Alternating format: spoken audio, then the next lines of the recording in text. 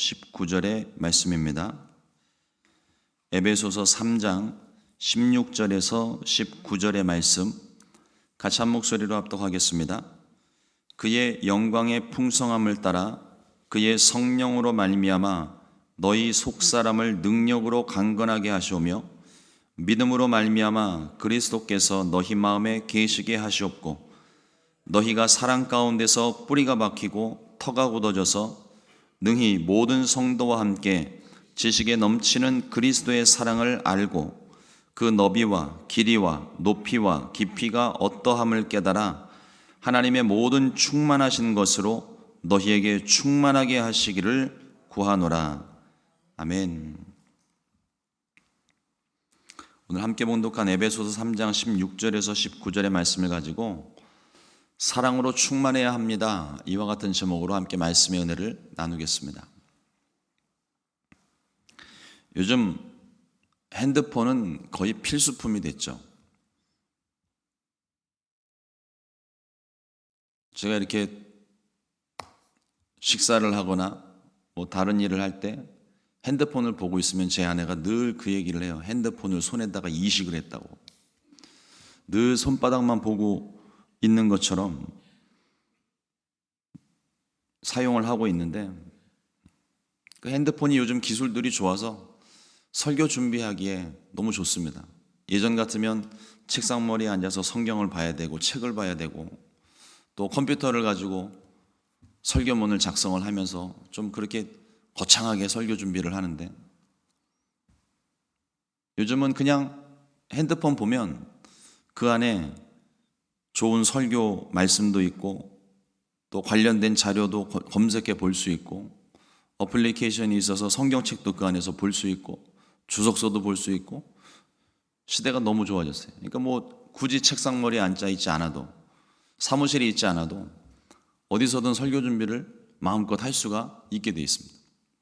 기술들이 많이 좋아졌죠. 핸드폰이 거의 필수품처럼 사용되고 있는데 요즘 같은 시대에 핸드폰 없으면 핸드폰 하나 없다고, 그 흔한 핸드폰 하나 없다고 사람들이 뭐라고 타박하기도 합니다. 그런데 막상 이 핸드폰이라고 하는 것이 기술들이 좋아져서 이런저런 것들을 활용하기도 하고 사용하는 문명의 도구가 되기는 했지만 핸드폰이라고 하는 것은 원래 기본 목적은 전화통화입니다. 여기에 이제 기술들이 더해지니까 인터넷도 하고 여러 가지 많은 것들을 하기는 하는데 전화만 되면 되는 이 핸드폰이 자꾸 신제품을 개발을 해서 사고 싶게 만들어요. 뭔가 새로운 것이 나오면 가지고 싶도록 광고도 그렇게 만들고 기술도 탑재를 해서 핸드폰을 자꾸 사고 싶게 만드는 그런 유혹을 자꾸 주고 있습니다. 요즘은 카톡이나 유튜브를 자주 사용하기는 하지만 핸드폰 안에 있는 기능들 중에 전화와 카톡 또 조금 자주 사용하시는 분들은 유튜브나 SNS 사진 찍기 외에는 나머지 아무리 좋은 기술이 있어도 핸드폰으로 잘 사용하지 않습니다. 근데 그 사용하지도 않는 기능들 때문에 우리는 신제품을 사면서 비싼 돈을 주고 핸드폰 하나를 사죠. 요즘 핸드폰 하나에 웬만한 거 조금 좋다 하는 거 보면은 $1,000가 그냥 훌쩍 넘어가 버리니까요. 자녀들이 부모님 생각해서 좋은 핸드폰을 사주기도 하지만 제대로 다 사용하지 못하는 것이 현실입니다. 저도 나름대로 기술에 있어서 조금 앞서간다고 자부하고 있던 사람인데 핸드폰에 제가 원하는 것 외에는 핸드폰을 거의 사용하지를 않고 있죠. 우리가 사용하는 것들, 가진 것들 중에 가지고는 있는데 제대로 다 알지 못하고 사용하지 못하는 것이 또 하나 있습니다. 예수님의 사랑입니다. 우리가 다 그 사랑을 받았어요. 우리가 다 그 사랑을 알고 있습니다. 그런데 내가 받은 이 사랑을 우리가 다 사용하지도 못하고 다 알지도 못하고 깨닫지도 못합니다. 주님께서 비싼 값을 치르시고 이 사랑을 우리 가운데 주셨는데 그래서 우리는 그 사랑을 받았는데 정작 그 사랑을 내가 원하는 것을 얻을 때만, 내가 필요로 하는 것이 있을 때, 기도할 때만 그 사랑을 찾지, 거의 웬만한 삶에서는 그 사랑을 잘 우리가 구별도 못하고 알지도 못하고 알고 싶어 하지도 않고, 그게 지금 우리가 가지고 있는 현실이 아닐까요? 우리는 예수님의 사랑을 받았는데, 그래서 그 사랑을 가지고 있는데 그 사랑의 넓이와 깊이를 다 알지 못해요. 근데 다 알지 못해도 괜찮습니다. 정확하게는 다 알 수도 없습니다. 예수님께서 우리에게 완전한 사랑을 주셨고, 우리가 그 사랑을 다 알지 못한다 해도 그 사랑의 가치가 떨어진다든지 그 사랑의 능력이 약해지지 않습니다. 오늘 사도 바울은 에베소 교회를 향해서 주께서 세우신 몸된 교회가 어때야 하는지 그 기도의 내용으로 우리들에게 이와 같이 설명을 하고 있습니다. 첫 번째로, 성령으로 속사람이 강건해야 합니다. 교회는 하나님의 영광이 풍성해야 됩니다. 교회는 하나님의 영광을 드러내기 위해 존재하기 이전에 하나님의 영광으로 먼저 풍성해져야 돼요. 내가 하나님의 영광으로 풍성하지 않은데 그 하나님의 영광을 나타낼 수 없습니다. 드러내기 위하면은요, 억지로 만들어진 모습이 있을 수 있습니다. 바리새인들도 자신의 존재를 드러내기 위해서 외식하고 자신의 겉을 꾸미고 보여지는 모습을 굉장히 의식하며 살았지만 예수님께 큰 책망을 받잖아요. 굉장히 위험한 일입니다. 연약한 우리가, 제한된 우리가 무한하신 하나님의 영광을 스스로 나타낼 수 있을까요? 현재 우리의 모습은 전적으로 하나님의 은혜로 된 것입니다. 우리의 노력으로, 지혜로 하나님의 영광을 나타낼 수 없습니다. 교회의 영광도 전적으로 하나님의 은혜로만 나타나는 것입니다. 사도 바울이 고백하고 있는 것처럼 고린도전서 15장 10절 말씀에, 그러나 내가 나된 것은 하나님의 은혜로 된 것이니 내게 주신 그의 은혜가 헛되지 아니하여 내가 모든 사도보다 더 많이 수고하였으나 내가 한 것이 아니요 오직 나와 함께 하신 하나님의 은혜로라. 하나님의 은혜 아니고서는 내가 이룬 것이 하나도 없습니다. 만일 우리가 하나님의 은혜를 말하지 않는다면 그것은 나의 나된 것이 내 노력이고 내 열심이 될 거예요. 하나님의 은혜를 무시하고 자신의 능력과 지혜를 강조한다면, 나의 기술과 또 내가 할 수 있는 것들, 내가 해놓은 일들, 이런 것들을 강조한다면 그것이 교만입니다. 하나님이 우리 안에 이루신 일들이에요. 하나님께서 허락하신 일들입니다. 주의 도우심 없이는 이것이 이루어질 수가 없습니다. 그런데 하나님의 도우심은 싹 무시하고 내 이름을 드러내고 나의 의의를 드러내고 내 모습을 나타내려고 하는 것, 그게 교만인 거예요. 우리가 가진 것 중에, 우리가 행한 일 중에 내 힘으로 한 것이 하나도 없습니다. 몇 번 말씀을 드렸지만 우리가 이렇게 성전의 새벽에 나와서 예배하는 모든 과정에도 전적으로 하나님의 은혜가 있다는 거예요. 하나님의 은혜 없이 우리가 우리 힘으로 나온 게 아니에요. 내가 운전을 했지만 하나님께서 지켜주지 않으시면 우리가 오늘 오다가 무슨 일을 만났는지 아무도 모르는 일입니다. 미국에 와서 처음 교통사고라는 것을 경험한 것은 아니고 옆에서 본 적이 있어요. 바로 옆에서 일어난 일입니다.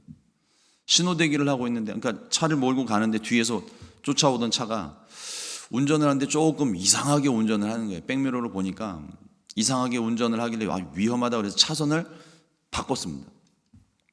그리고 신호가 걸려서 신호를 딱 섰는데, 신호대기 하려고 차를 딱 세우자마자 옆에서 쾅 소리가 난 거예요. 보니까 그 뒷차가 정지해 있는 차를 와서 들이받은 거예요. 제가 그 자리에 서 있었으면 제가 받친 거죠. 근데 제가 눈썰미가 좋아서 그걸 받겠습니까? 하나님 보게 하신 거예요. 하나님께서 내가 받는데도 저 이상하게 생각하지 못했다면 차선을 안 바꿨겠죠. 그럼 그 자리에서 내가 교통사고를 당했을 수 있습니다. 그냥 쾅 들이받더니 이 사람이 잠깐 멈칫멈칫하더니 앞에 받친 사람은 정신 하나도 없는데 슬금슬금 옆에 주차장으로 들어가더라고요. 그런데 그 길로 그냥 도망갔습니다. 여러분, 오늘 아침에 하나님의 은혜가 없으면 우리가 눈 뜰 수 있는 사람이 아무도 없어요. 조금 몸이 무겁고 힘들지만 하나님이 일으켜 주셨고 건강을 주셨고 걸을 수 있게 하셨고 운전할 수 있게 하셨고 사고 나지 않게 하셨고 모든 것이 다 하나님의 은혜 안에 이루어지는 일들입니다. 근데 그것을 다 무시하고 오늘 내가 운전을 잘해서, 내가 눈썰미가 좋아서, 내가 뒷차를 잘 봐서 우리의 모습을 나타내는 게 아니에요. 하나님께서 행하신 일들을 우리가 그 은혜로 우리가 살아가는 것이고 그것을 우리는 나타내며 살고 있는 것입니다. 이것을 깨닫고 인정하는 것이 지혜예요. 그런데 여러분, 오늘 아침에 교회 나오실 때 거울들 보고 오셨죠? 혹시라도 머리가 헝클어지지는 않았는지, 옷이 삐뚤어지지는 않았는지, 넥타이가 돌아가지는 않았는지, 화장은 잘 먹었는지, 거울을 보면서 우리의 모습을 점검을 합니다. 그런데 하나님 만나러 나올 때 영적인 거울은 보셨습니까? 내가 주님을 예배할 마음은 준비가 되었는지, 하나님 보시기에 합당치 않은 부분은 없는지, 하나님께서 지금 싫어하시는 것들을 내가 행하고 있지는 않은지 우리 늘 점검하고 살펴봐야 돼요.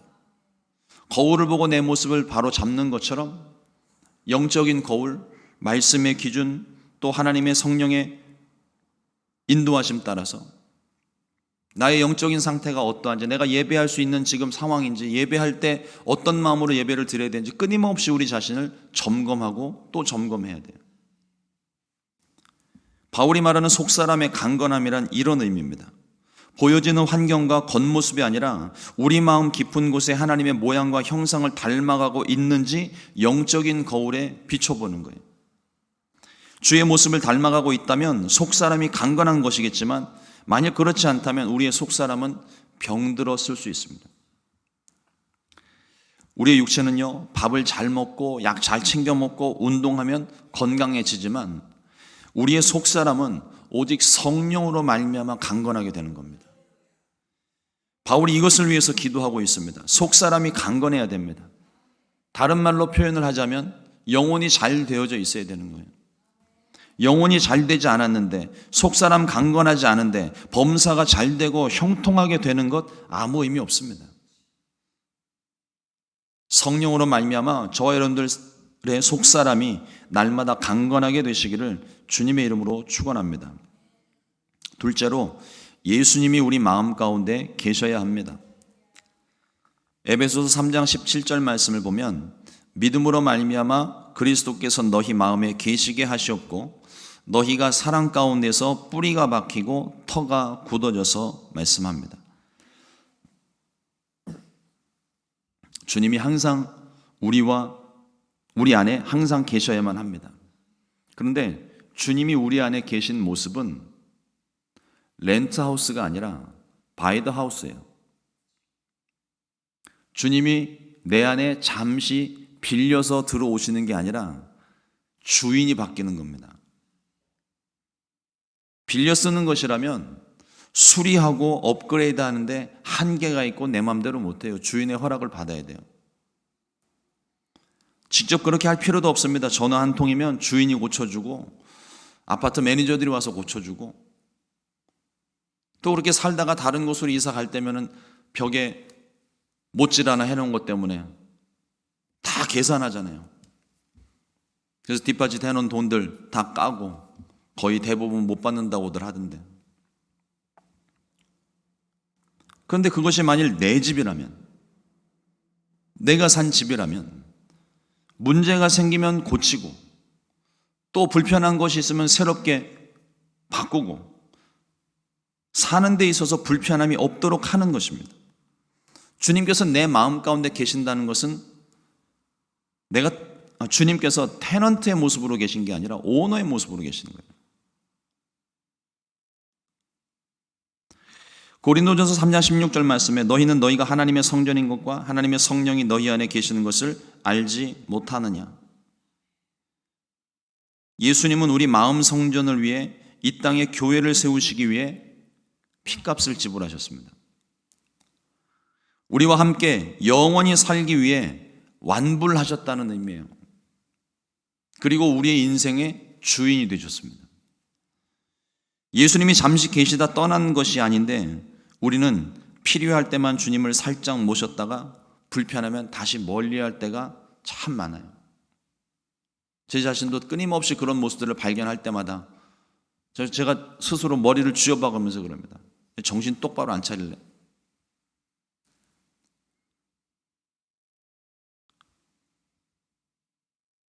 그렇게 우리는 우리의 필요에 의해서 주님을 찾기도 하고 필요 없으면 잠시 거리를 두고 지내고 있지만 그럼에도 불구하고 예수님은 우리 안에 계시려고 문 밖에 서서 우리 마음의 문을 매일매일 두드리십니다.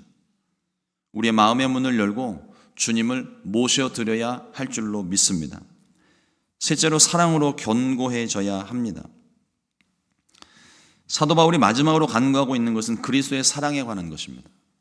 교회는 그리스도의 사랑으로 충만해야 되는데 그 모습은 사랑으로 가득한 모습입니다. 에베소서 3장 17절 하반절에서 18절 말씀을 보게 되면 너희가 사랑 가운데서 뿌리가 박히고 터가 굳어져서 능히 모든 성도와 함께 지식에 넘치는 그리스도의 사랑을 알고. 이 말씀 묵상하면서 교회를 위해서 기도했을 때 그리스도로 충만하기를 위해 기도를 했습니다. 성령 충만한 교회, 사랑으로 충만한 교회가 되도록 기도했습니다. 교회는 그리스도의 사랑으로 충만해야만 합니다. 그런데 이 말처럼 쉽지 않습니다. 말하는 것과 전혀 달라요. 내가 오늘부터 사랑해야지. 내가 오늘부터 변해야지. 마음 먹으면 마음 먹은 대로 다 이루어집니까?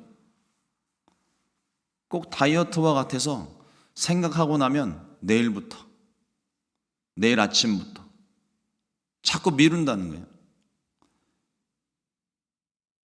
내가 마음 먹은 대로 이루어지면 참 좋겠지만 이게 쉽지가 않습니다. 우리가 하나님에 대해서 더 많이 알아야 되겠지만 하나님을 아는데 분명히 우리에게는 한계가 있습니다. 그래서 사도 바울이 기도하고 있는 거예요. 19절 말씀에 보면 그 너비와 길이와 높이와 깊이가 어떠함을 깨달아 하나님의 모든 충만하신 것으로 너희에게 충만하게 하시기를 구하노라. 하나님께서 우리에게 가르쳐 주셔야 돼요. 하나님께서 우리로 하여금 깨닫게 하셔야 됩니다. 그래야 우리가 그 사랑을 조금 아는 거예요. 평생토록 그 사랑을 쫓아다니고 평생토록 그 사랑에 대해서 연구를 해도 하나님의 그 크신 사랑의 넓이와 깊이와 높이와 깊이를 다 알 수가 없습니다. 우리가 알고 경험하는 사랑은 예수님 십자가의 완전한 사랑입니다. 우리가 받은 사랑은 완전한 사랑이에요. 중간에 깨져버리는 사랑이 아니라 변하는 사랑이 아니라 영원히 포기할 수 없는 그리고 영원히 변치 않는 완전한 사랑, 완벽한 사랑입니다. 그러므로 하나님의 충만하신 사랑, 곧 우리를 사랑하신 그 완전하신 사랑으로 우리를 충만하게 하시고 교회를 충만하게 하십니다. 교회는 이 사랑이 넘쳐야 되는 거예요. 원수를 사랑하라 말씀하셨습니다. 그런데 원수를 사랑하는 게 쉽지가 않아요. 이걸 놓고서 하나님께 기도를 하다가 얼마 전에 깨달은 사실입니다. 우리는 하나님을 사랑하는 것과 이웃 사랑하는 것, 이 큰 계명 두 가지를 받았는데 하나님을 사랑하는 것과 이웃을 사랑하는 것을 분리를 해요. 하나님을 사랑하는 건 우리는 할 수 있습니다. 내가 받은 은혜가 있고 내가 그 은혜 때문에 살고 있다는 걸 우리가 적어도 알기 때문에, 그러니까 믿음을 가진 거겠죠. 하나님 사랑하는 일에는 우리가 다 잘하고 계시는 것 같아요. 근데 문제는 이웃을 사랑하는 거예요. 또 나와 관계가 좋은 사람 사랑하는 건 괜찮은데 원수를 사랑하는 일이에요. 이게 내가 생각하는 것처럼 쉽지가 않다는 겁니다. 근데 그 원수를 사랑하는 게 내 감정으로 사랑하면 절대 사랑 못해요. 우리가 분리시킨 이 사랑이 분리되는 것이 아닙니다. 하나님을 사랑하는 그 마음, 그 마음으로 이웃도 원수도 사랑할 수 있는 거예요. 주님께서 가르치신 말씀 중에 너희가 나를 사랑하면 내 계명을 지키리라 하신 말씀을 제가 마음 가운데 늘 새기고 있는데, 우리의 행위와 어떤 무엇인가를 해서 주님을 사랑하는 것처럼 우리가 생각하는 것 자체가 율법입니다. 율법주의예요. 율법주의. 율법 자체는 완벽한데 율법주의는 우리가 자꾸 어떤 행위로서 무엇인가를 이뤄내려고 한다는 거죠. 주님을 사랑하는 것도 또 이웃을 사랑하는 것도 주님을 사랑하는 그 마음만 내가 가지고 있으면 그것으로 충분한 거예요. 그리고 그 사랑으로 내가 사랑할 수 있는 겁니다. 원수 사랑하는 것 나는 절대 못해요. 아니, 내 마음에 상처가 있고 내가 아파 죽겠는데 어떻게 사랑합니까? 꼴보기가 싫은데.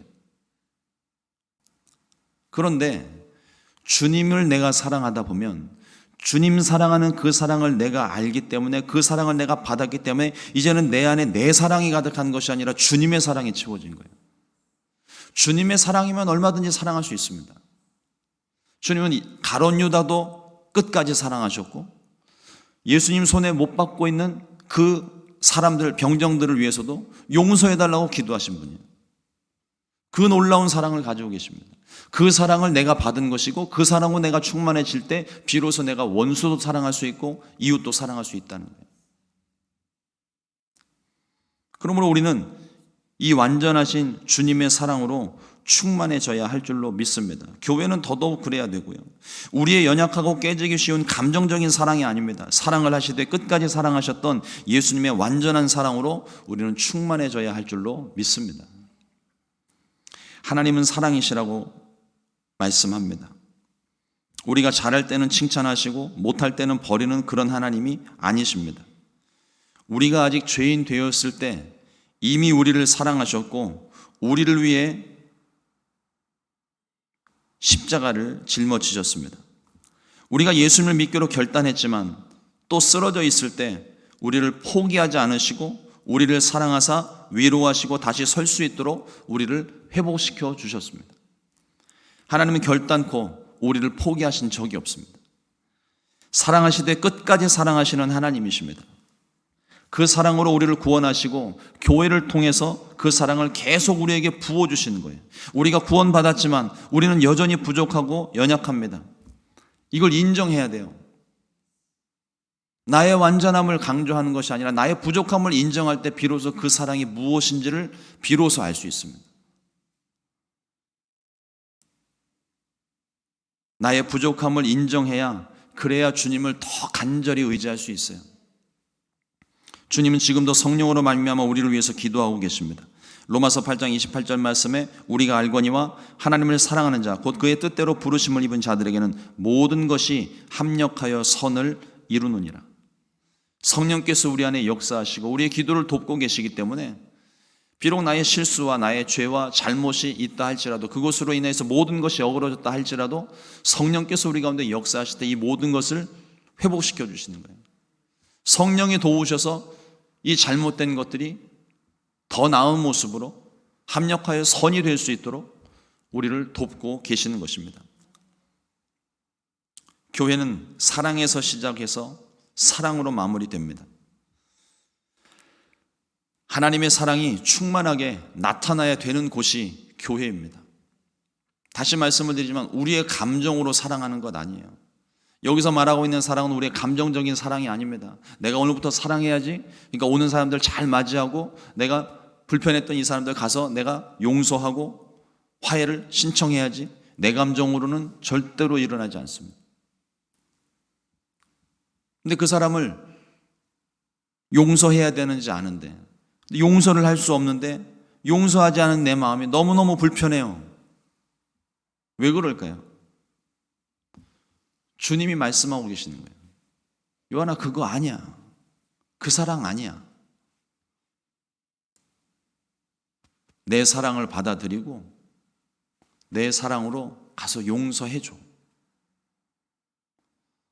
나는 절대로 용서하지 못할 것 같았는데 주님의 마음을 깨닫고 주님의 사랑으로 그 사람을 품에 안고 나면 비로소 이 마음에 편안함이 오는 거예요. 용서하지 않으면 이 마음이 불편합니다. 근데 주님의 사랑으로 용서하고 나면 이 마음이 그렇게 편안할 수 없어요. 다시 말씀드리지만 감정적인 사랑과 하나님의 완전한 사랑을 혼동하지 마십시오. 내가 하는 것이 아니라 내 안에 역사하시는 완전한 사랑, 그 사랑을 주신 주님이 하시는 일들입니다. 여러분, 우리 순복음 시카고 교회 가운데에도 하나님의 완전하신 사랑이 더욱더 충만하게 되기를 주님의 이름으로 축원합니다. 기도하겠습니다. 하나님, 오늘도 주님의 사랑을 우리 가운데 가르쳐 주시고 깨닫게 해주시니 감사합니다. 우리의 속사람이 강건하게 되고 그리스도로 충만하게 되고 사랑으로 견고하게 되도록 바울이 기도했던 것처럼 하나님, 그 기도가 우리 순복음 시카고 교회 가운데 또 함께 예배하는 우리의 마음 가운데, 우리의 마음 성전 가운데 온전히 열매 맺게 하여 주시옵소서. 주님의 사랑을 우리 가운데 더 깊이 가르쳐 주시고 더 깊이 풍성하게 경험하게 하셔서 이제는 하나님, 내 감정, 내 마음, 내 결단으로 사랑하는 것이 아니라 내 안에 가득한 주님의 사랑으로 사랑하고 섬기고 용서하고 하나 되는 역사가 우리 교회 안에, 내 마음 가운데, 내가 살고 있는 모든 처소에 동일하게 나타나게 하여 주시옵소서. 오늘도 하나님, 주님 앞에 가지고 나온 모든 기도의 제목들 하나님께 아뢰을 때에 그 크시고 완전하신 사랑으로 우리의 기도를 도우사 주님께서 응답하여 주옵시고, 주님 기도하는 가운데 주님의 사랑을 깨달아 내 마음에 평안함을 얻기를 원하고, 또 주님의 말씀, 내게 주신 그 말씀 들어서 내 마음 가운데 믿음과 확신이 서게 하여 주시고,